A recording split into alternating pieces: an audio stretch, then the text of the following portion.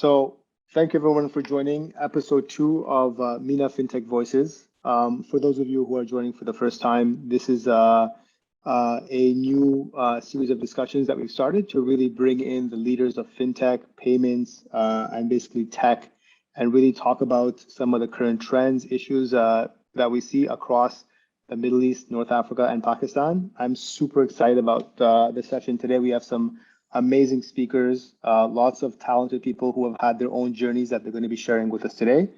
And so without further ado, I think we'll jump right into it. So I'm going to ask each of the panelists to tell us where they're dialing in from and a bit about themselves and where they're working today. So I'll start with the left side of my screen. So I think Tanya, that's you, if you don't mind kicking us off. Yeah, sure thing. Thanks, Mo. So I'm Tanya, as I say, engineering lead here at checkout.com, dialing from Dubai, my home right now, working from home life.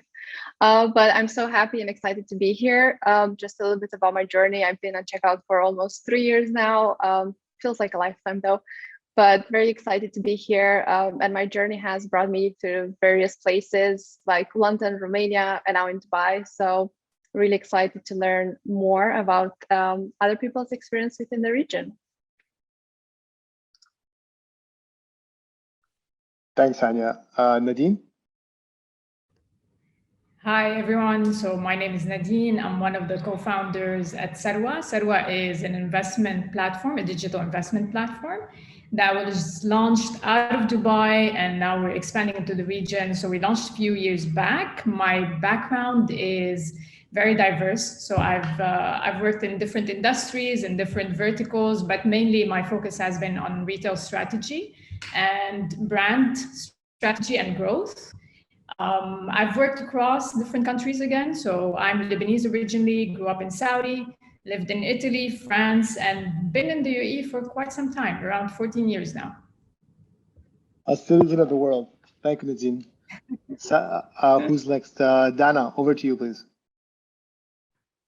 Hi, Mo. Hi, everyone. Thank you so much, first of all, for having me. I'm Dana. I'm Palestinian. I work for Visa. I look after our key fintech and digital banking clients in MENA. I'm based out of Dubai. Been at Visa for about 1.5 years, but my journey has taken me also around the world, London and the US previously as well. And I was, my background was in investment banking, and then I sort of made a move into the fintech and payments world. So I'm really excited about this panel as well. Thank you, Dana, and thanks for joining. Sarah, last but not least. Thank you. Sarah, I grew up between Saudi area.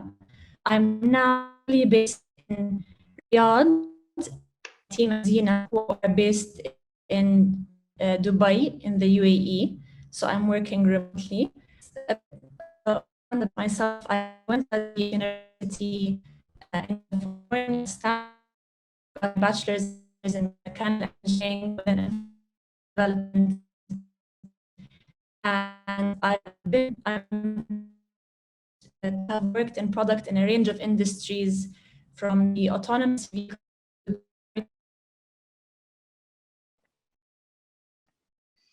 I think we lost Sarah. Sorry about that. We'll see if we can get her back on the call. Cool. So look, we want to jump right into it. So for those of you who are joining for the first time, the format is one that first we discuss what's kind of happening around MENA. Is she back? Hey, Sarah, welcome back. And then we talk about, we have some specific questions, and really the idea is that smart people typically have amazing stories to tell, and we really want to share with everyone across MENA what some of the experiences have been, what are some of the lessons learned, and really as a full ecosystem try to support everyone to sort of grow further, and then also to grow together. So with that, I'll jump into two pretty exciting topics that we've come across, and I'll just read everyone the press release, and then we can maybe talk about it a little bit further.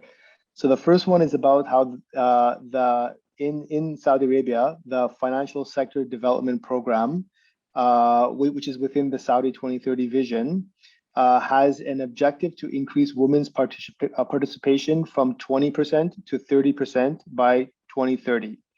And this was super interesting to see how the actual government itself is really driving this.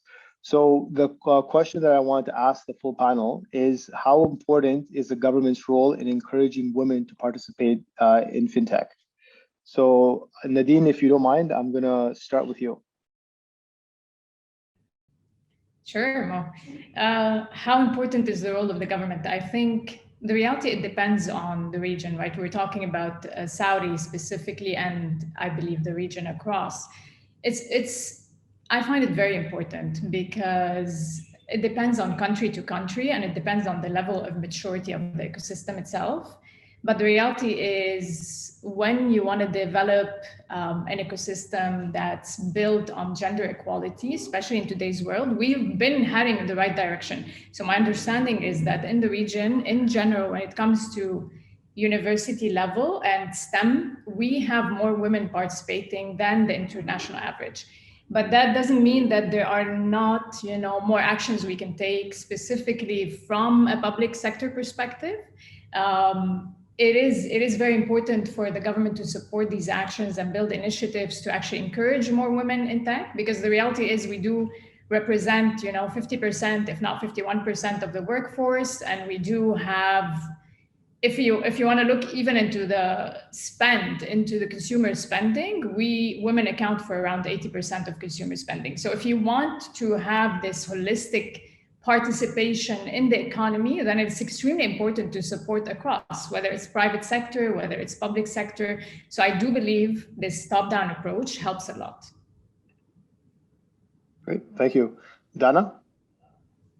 Yes, I definitely agree with Nadine. I think it's important that governments sort of set that foundation to accelerate whether it's growth or inclusion, setting these KPIs, and also laying the foundation through programs to really accelerate inclusion. But as Nadine mentioned, it is an ecosystem that needs to be activated. There are multiple players, so while governments are critical, if we want to get more women in tech or fintech, it's sort of more holistic than that. We need more female investors that sort of champion and empower female founders.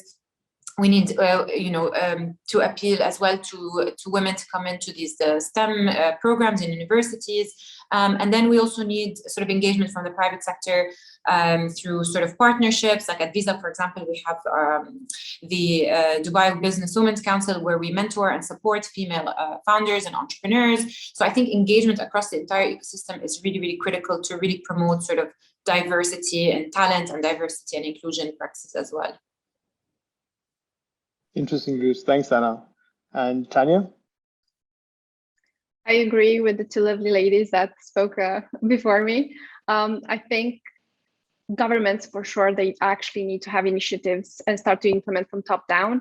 I think that creating that ecosystem is really important. And if we look just worldwide, not even within our region, the countries that have the biggest growth right now and the biggest profits at a global level and within their country is more for the countries that actually support and implement programs to support in a way of not only just to give a kickstart for companies that are founded or co-founded by women, but also to make sure that growth continues and it creates a positive legacy.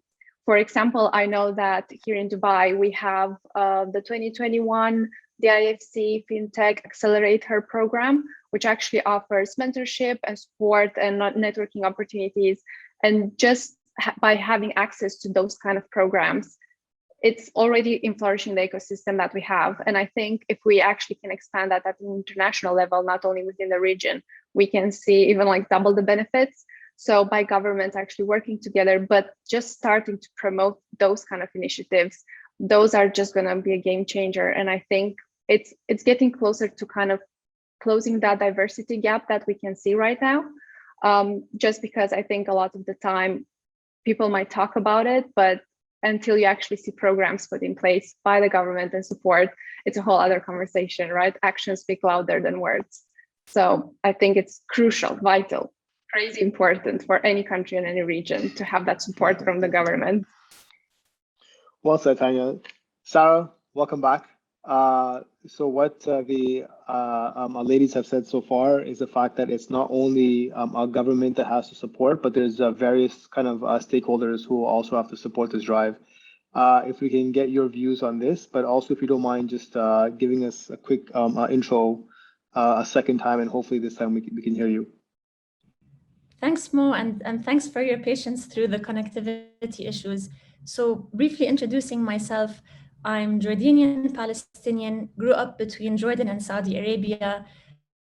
I went to study at university in Stanford, got my bachelor's and master's from Stanford in mechanical engineering, product in a range of different industries, including autonomous vehicles, property tech, and food and beverage even. And I am currently based full-time out of Riyadh, and I'm working with my team at MENA, who are based in Dubai. So I'm working remotely with my team. I hope you caught most of what I said. In terms of my answer to your question, from I agree that there are many stakeholders who need to be involved, and there needs to be a multi-pronged approach. And there is a lot in specific and do targeting young girls through programs and activities, competitions, specifically tailored to young girls, highlighting highlighting women who have succeeded in fintech to serve as mentors and role models to younger girls. And when we talk about women who are mid-career, also providing lots of accessibility to high-quality childcare, because a lot of women, especially maybe those who can't afford it, cannot refer the workforce because childcare is inaccessible. Got it. Thanks, Sarah. So let me go on to the next question. So we've recently heard that a tech venture builder called BetterCube has launched a pre-incubation program, which offers women an opportunity to scale up their business ideas. To be eligible for this program, candidates must be based in the MENA region, and they have to be a founder or they have to be a co-founder and basically lead a scalable fintech project.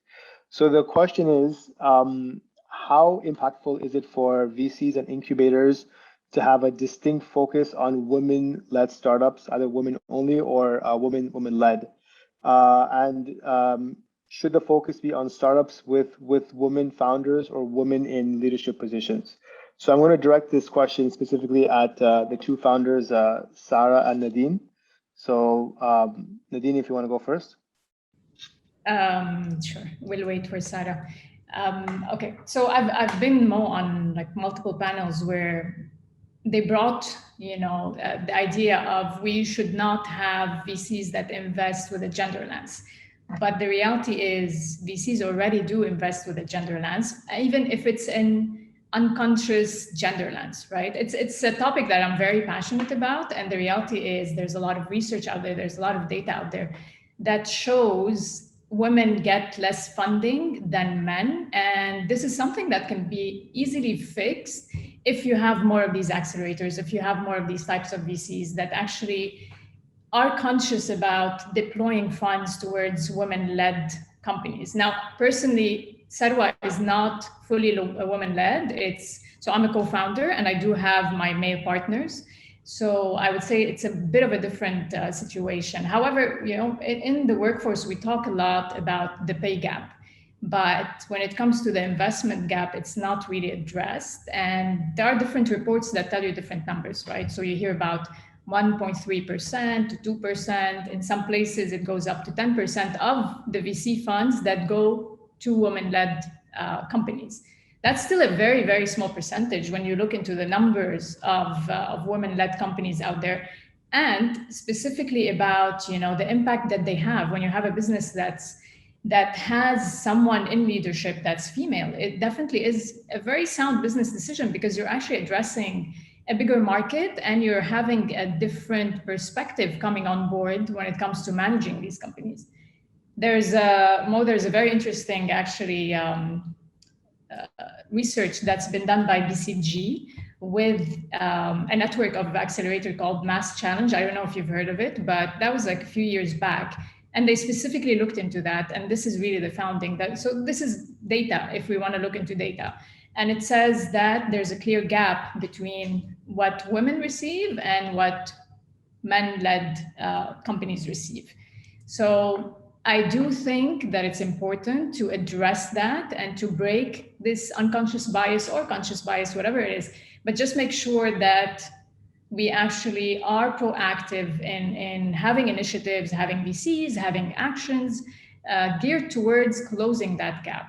And having VCs potentially where you have women on the decision-making aspect can definitely help.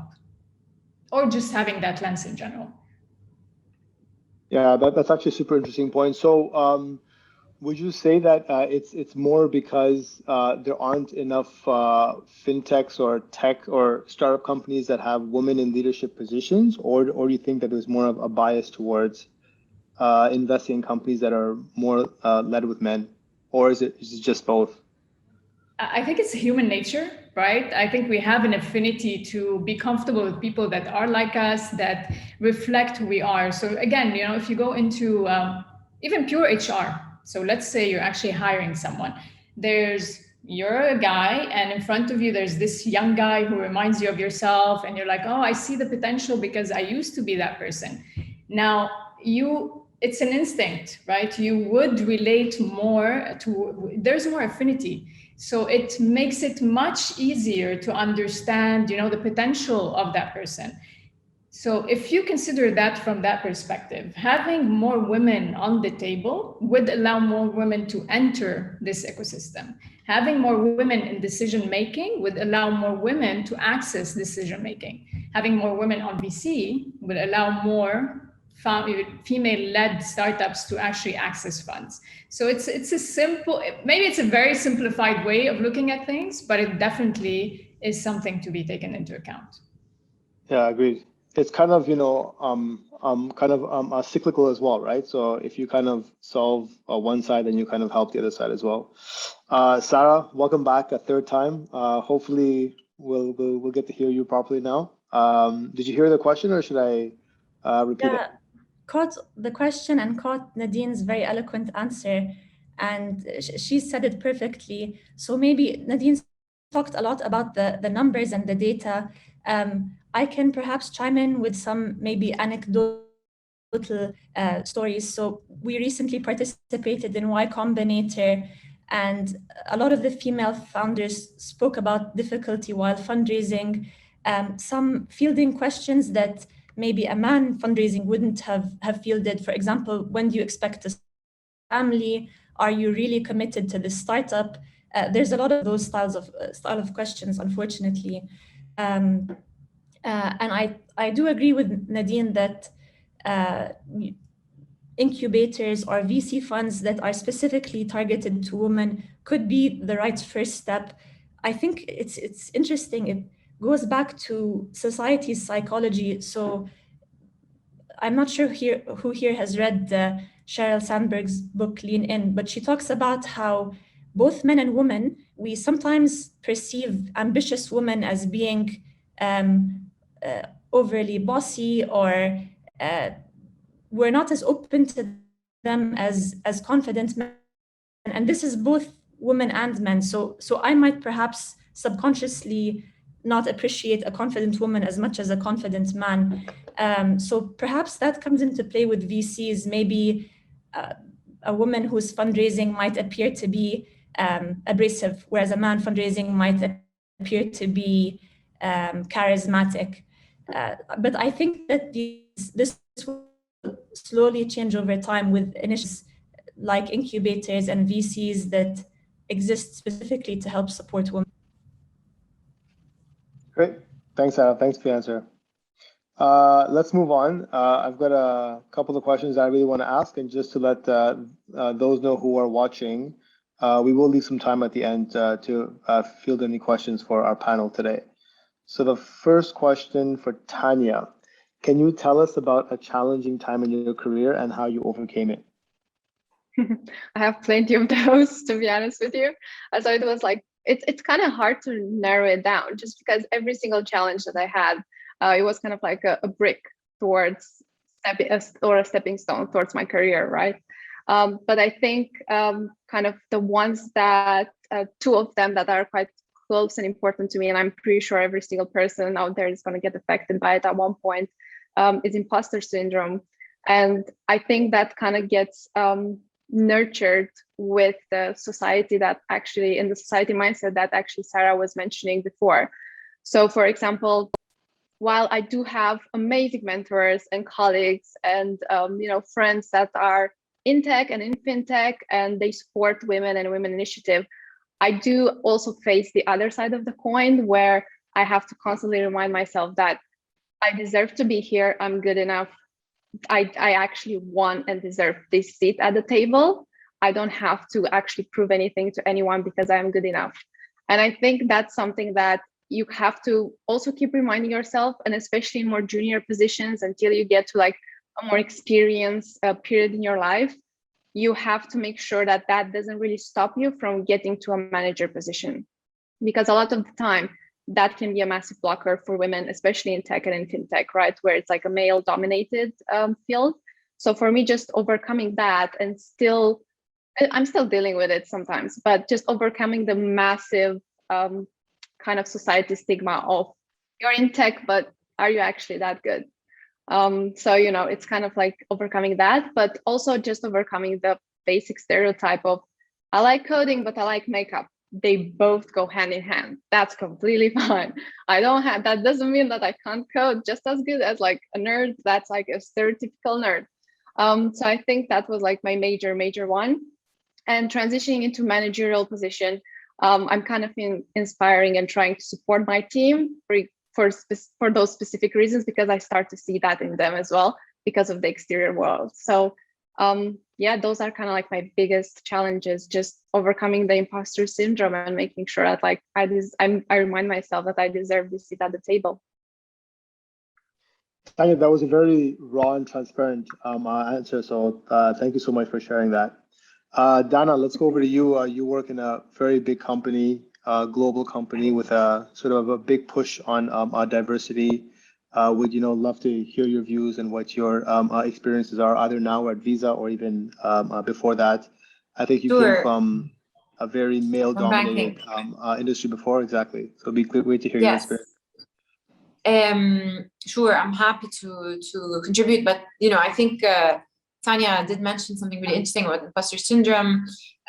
For me, thinking about sort of the journey and my background, as you mentioned, I came from investment banking. Wanting to move into fintech or tech, obviously it was quite nascent also as an industry. So just thinking about making an industry shift, I think a lot of people maybe this could resonate with them as well.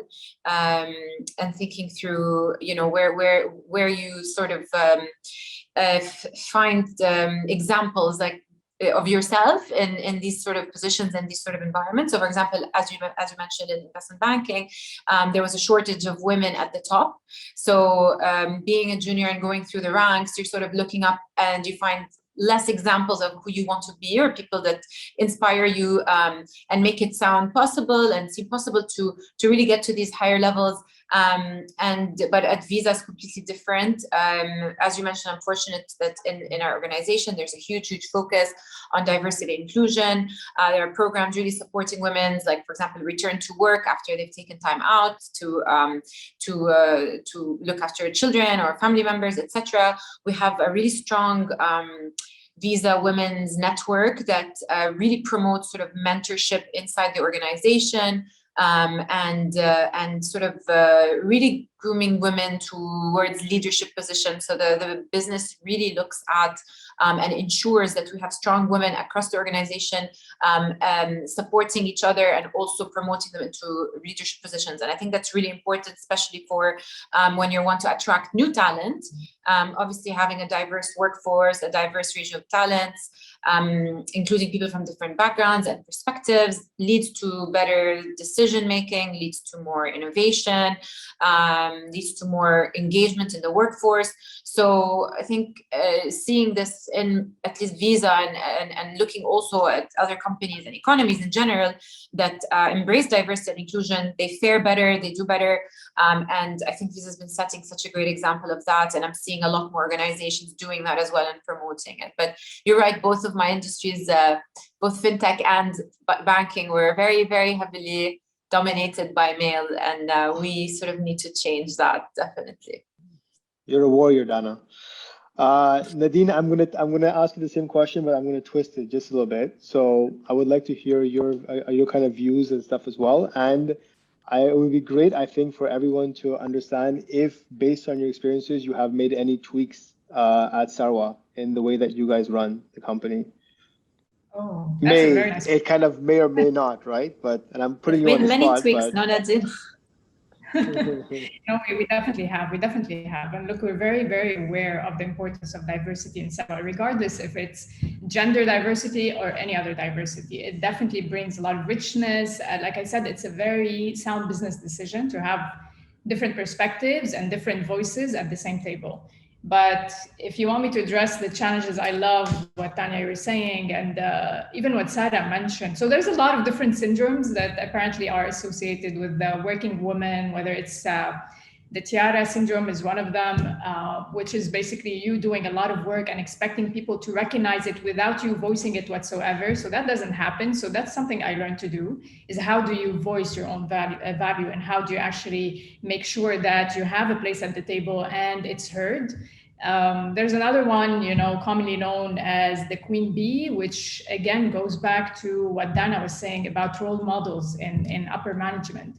And the reality, apparently, it seems that that's something that's been happening, where women feel like they need to protect that very small territory because there aren't a lot of them that make it up this ladder. So it's not always that, unfortunately, we support each other. But I do feel this is changing. And you asked me, what are we doing at Sarwa? We're very, again, conscious of that. So to me personally, it's very, very important for me to try as much as I can to be supportive, to mentor, to show again that, yes, your hard work, as Tanya was saying, is enough. You don't have to be proving anything to anyone because your work speaks for you. Personal challenges, Mo, I would say, is balancing motherhood and work. And again, I think this is something we've discussed before, where I've been asked many times, are you sure you can take that role? You have kids. How are you going to manage? And the funny thing is, I always ask my husband, I'm like, have you ever had that in your career? Do people ever ask you, how are you managing being a father and working? And they don't, right? Typically, men do not get that question. Now, I've been lucky to have an amazingly supportive ecosystem around me, including my husband. But we do need more of these, awareness, more initiatives, more action to understand that it is not as easy as it should be. And it could be. It could be. There are a lot of things we can do in the workforce to actually make it happen. Awesome. Thank you so much, Nadine, for sharing that with us. Sarah, I'm really excited to really have you on the call because you are much more younger in your startup journey. Zena is still quite a fast-growing but smaller company. So really curious to understand your challenges, experiences, and maybe you've already started to think of some of the things that were mentioned previously in terms of really understanding the challenges and making it easier for some of your fellow women inside the company in Zena. Yeah, definitely. Thank you. I'm gonna try to tie the questions together. For me, the biggest challenge I faced as a mother of children. Sarah, do you mind turning off your camera? I think that'll be better. Yeah, sure. Apologies about the connectivity issues. The timing of this is really terrible. But I was saying that the biggest challenge I've faced and I continue to face is access to high quality childcare. I'm mother to 2 young children. And funnily enough, I was living in London prior to moving to Riyadh. And this was a much greater challenge in the UK. So the government there does very little to support women in their careers and making high quality childcare accessible. They actually they charge very high taxes for any childcare that you employ, and they actively block immigrants who are typically childcare providers. So it was surprising to me to see a developed nation not try to support women in its workforce. So funnily enough, I would say the Middle East is better in this regard. However, I think there's still a lot that can be done to make childcare more accessible even here. And maybe talking about Zena specifically, I've been very lucky. So my co-founders, they're both men, they're both extremely supportive. Like Nadine, I'm privileged with a great ecosystem. I've also noticed in Zena, it's funny, without making an active effort to recruit female teammates, our team skews towards having a lot more male members than female members. So we have to actively put in effort to recruit, to bring on board the very talented female candidates are out there, but we have to actively go out and seek them. And we've put in place policies that encourage women to join our team. So we're very flexible when it comes to work from home, working hours. If you need to leave early for instance, to see your children, and then you want to work in the evenings, you can. So we're putting these policies in place. We have not yet had a female teammate who has had a child, but our plan is to have very generous maternity policies. So these are some of the things that we're doing, and we have yet to truly, I would say, crack this issue. Great, thanks, Sarah. Really, it's really good to hear the kind of initiatives that you're doing there in such a young company, and still being very generous in terms of your flexibility and benefits that you're offering to your staff. Nadine, I want to kind of go back to one thing you said in the last answer. Mentorship. So you had mentioned, being a mentor to some of your colleagues and your peers. Did you have a specific mentor that has helped you throughout your career at different points? And also, do you have any advice for anybody who may be listening to this on how to select a mentor? I'm going to say I've had plenty. And maybe sometimes, you don't specifically give them the terms of mentors, but they are people that helped me along the way. And they were men and women. So I've had great men bosses that believed in me, that actually pushed me, that guided me, that gave me, empowered. Ultimately, I think it boils down to how can you empower and build up your team if, you're in a corporate environment, or if, again, you're launching a business, how can you support each other and how can you help each other? So I'm trying also to do the same, because I understand the challenges that, we go through, and what are the hurdles you want to overcome. And again, I like what Tanya said. It's not about something that's just stopping you. It's more about, okay, that's an interesting challenge. What can I do to actually move beyond that? And how can I keep pushing? Because it takes a lot of perseverance. And the reality specifically, and I think Sarah would agree, when you're actually building a business, regardless, women, men, business ownership is tough. It's a roller coaster, and you need a lot of, emotional stability, and you need that drive. So I think having the right people around you that actually can tell you can do it is extremely important. And whether you find them within that circle, intimate circle of friends and family, or you actually have people you admire, you reach out to and you talk to and you try to get to know, is something that's extremely priceless. And I've been lucky enough to actually have these people in my life. So yeah, people assume that you need a woman to support a woman, or you need a man to support a man. No, it doesn't matter. In this case specifically, gender doesn't really matter, as long as we understand the capabilities of the person and how we can be there to help. So I'd like to think that I'm doing that with my team too. I'm hoping they actually would agree. Empowering mentors is kind of the first thing you said, and that kind of stuck in my head. Tanya, can you please tell us how you're doing this? Is there someone specific, or have you worked with someone in the past that has been kind of empowering for you? Sure. So like Nadine, I've been lucky enough to have mentors from both sides, men and women. And actually, I've been lucky enough within Checkout to have some really amazing mentors.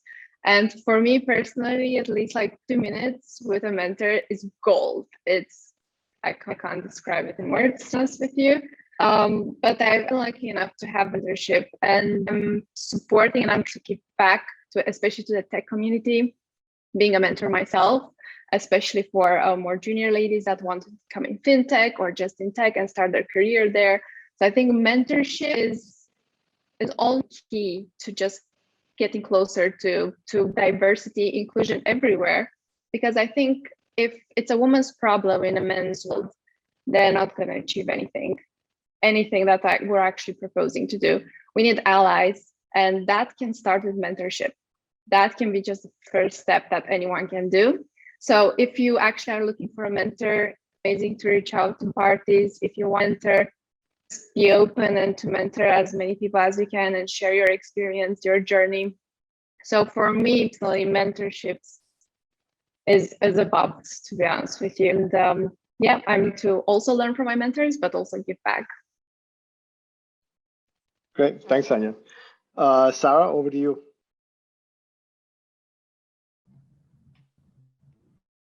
Thank you, Mo.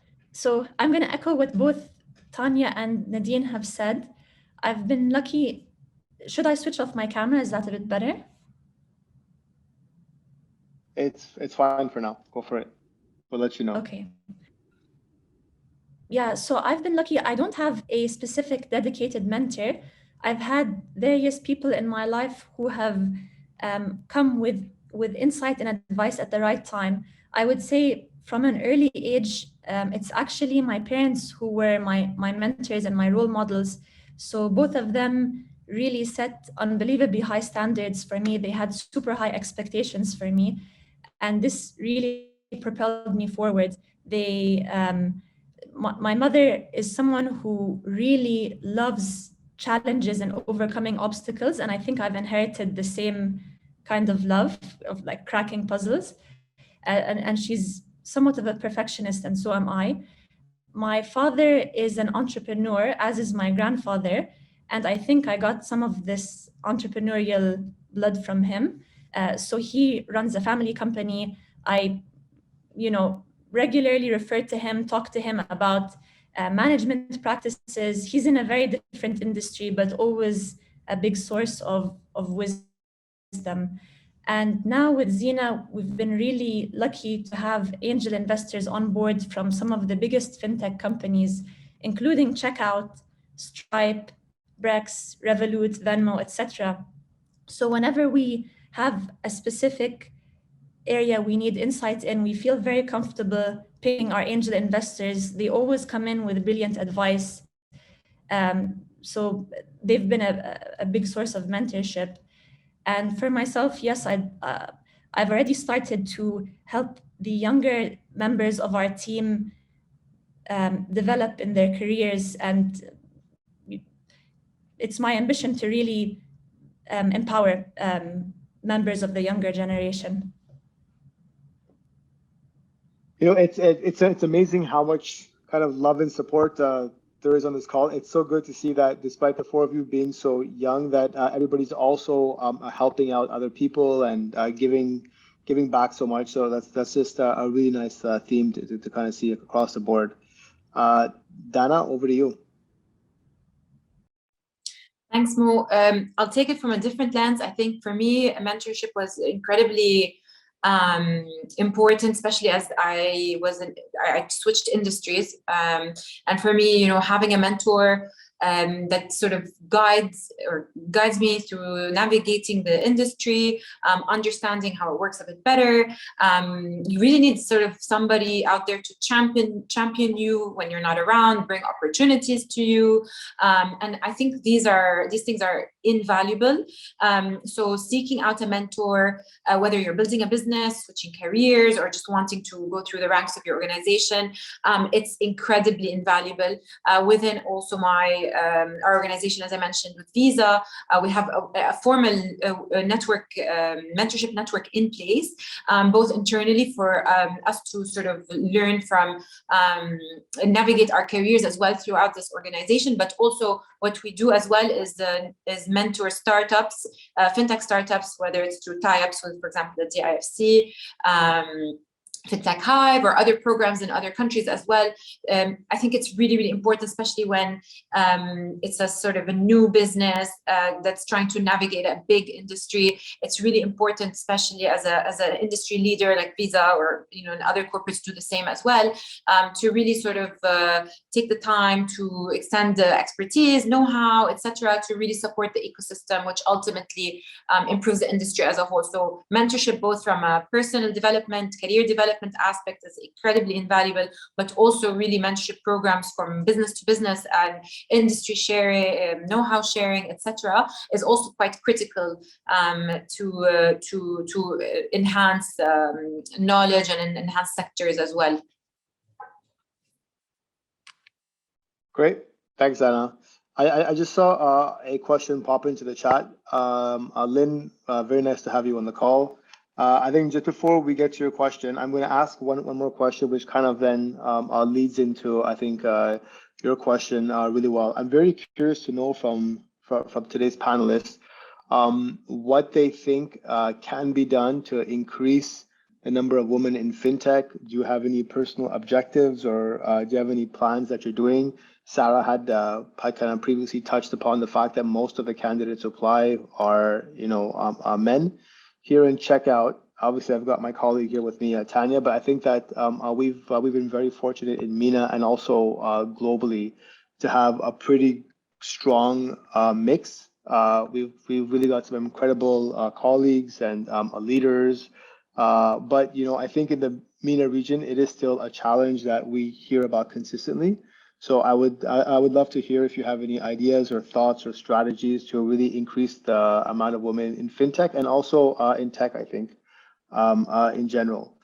Nadine, if you don't mind, we're going to kick it off with you. I think we gave a very quick and brief answer previously, but it's something I always go back to, which is early education. I think we can start tackling really, whether it's schools or university level, but we need to encourage young girls to go into this field. And again, I love research and data, but there's a lot of actually studies that's been done on how you can encourage that. A lot of them go back to, representation of role model in these industries, showing these young girls from the beginning, a scientist is not only a man, you have a woman, a doctor is not only a man, you have a woman, and things like that, that impact, like, again, they've done so, like 10-year studies and 30-year studies on the impact of these just very small representation on the mind of young girls. So I think, just if I want to take a step back, tackle early education, go into schools, go into universities, and make sure that we encourage young girls to actually feel comfortable in these environments. But if we want to take something actionable right now at corporate level or government level, it's how do you create that environment that's welcoming internally? Again, whether it's, I'm not going to use the word quotas, but just making sure that we remove any unconscious bias by putting in place policies that address that, making sure that we encourage, training when needed, coaching when needed, having the right mentorship, encouraging more women to jump on opportunities that typically, there's a bit of a nature about men where they take on challenges, even though they don't have the skill set, but they're like, okay, bring it on. Women tend to be more, no, I need to be perfect at what I do in order to take that challenge. So it's again, highlighting the opportunities and making sure they have that path to success. Having the right, we talked about parental policies. So again, to Sarah's point, even though we're a young corporation, we do have very strong leaves for parents. So it's the same for women as for men, right? So it's across. And we've been very conscious about what sort of policies we want to build into Sarwa to make sure that we create this environment. I don't want to take more time, so I'll let the rest of the panelists talk now. Great, thanks, Nadine. Dana, can we ask you the same question, please? Yeah, I would wanted to chime in. I think, look, fintech as well, can sort of seem like a black box to people from the outside, like, well, what value can I add in this industry? You know, if you're in tech, okay, then if you're like an engineer, then you're familiar with what sort of role you would like to play. But there are many roles really you can play in like a fintech startup or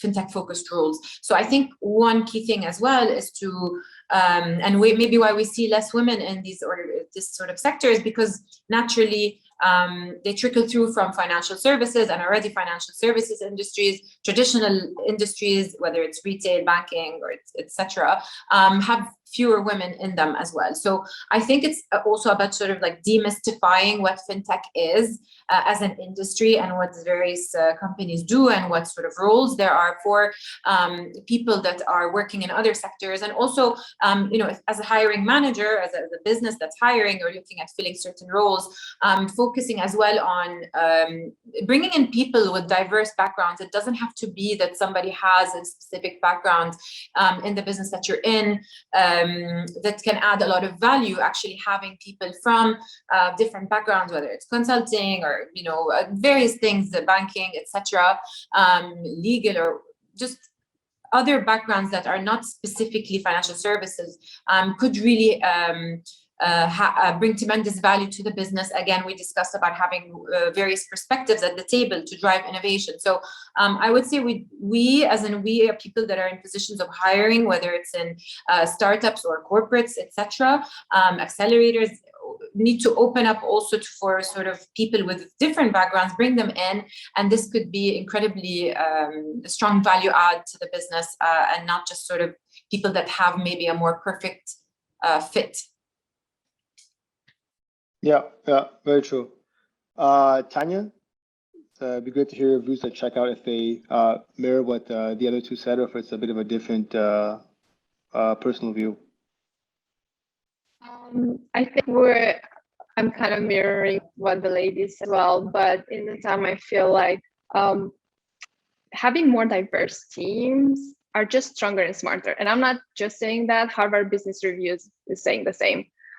For example, like my team and within checkout, we have really amazing teams that are as diverse as they can possibly right now.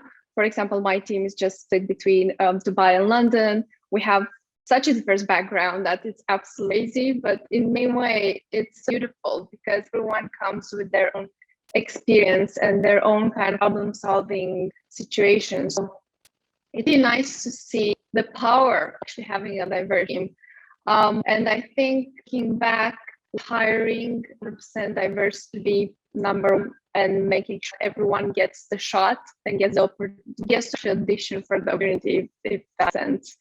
And just if we go even back, I think making sure that at the university level, school, we actually present everyone what fintech is. So within checkout, for example, we do have this program where we go to university where we actually present to the students what checkout, what fintech means, what technologies mean within fintech. So actually try to educate as many people as possible. And I'm part of most of those programs, but every time I actually start to talk with a student that happens to be a girl, they're a little baffled because they thought technology is a lot of mathematics. It's a lot of it's kind of like separated from business side.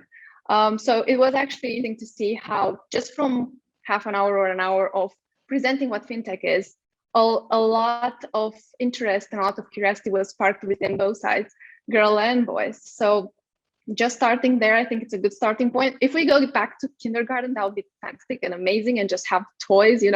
It's okay for boys to play with toys that are like both genders, and the same for girls. Like you can play with a racket, that's completely fine. But I think if we kind of catch it a bit earlier when it comes to high school, university, that would be fantastic.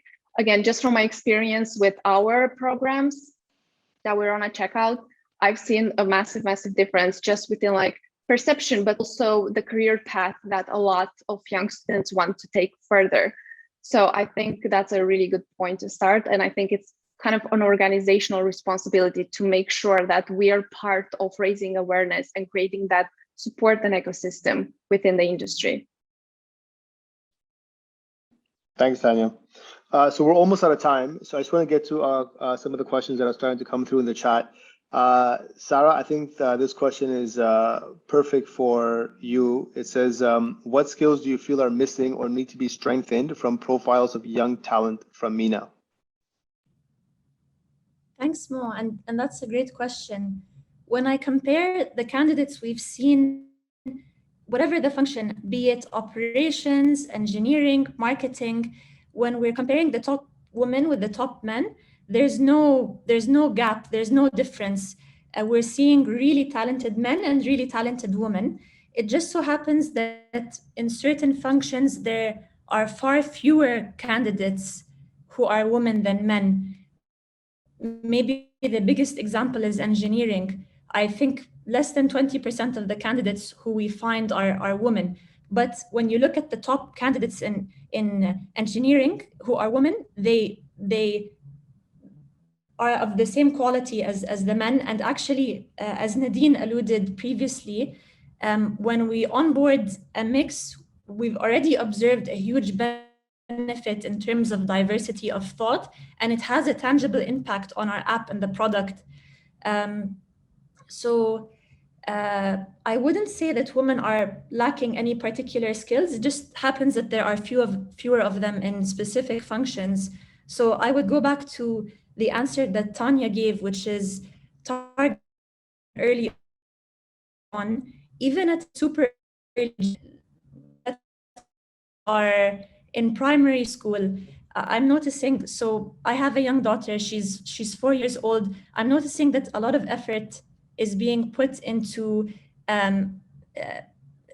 delivering maths and the sciences in a way that appeals to young girls. So the packaging is different and even the messaging is different. A lot of women, it appeals to us when things are presented with a storyline. And this has been studied that women in particular appreciate stories. I think, I don't want to make generalizations, but for the most part, this holds true. So I think targeting girls from a young age, what else can I say?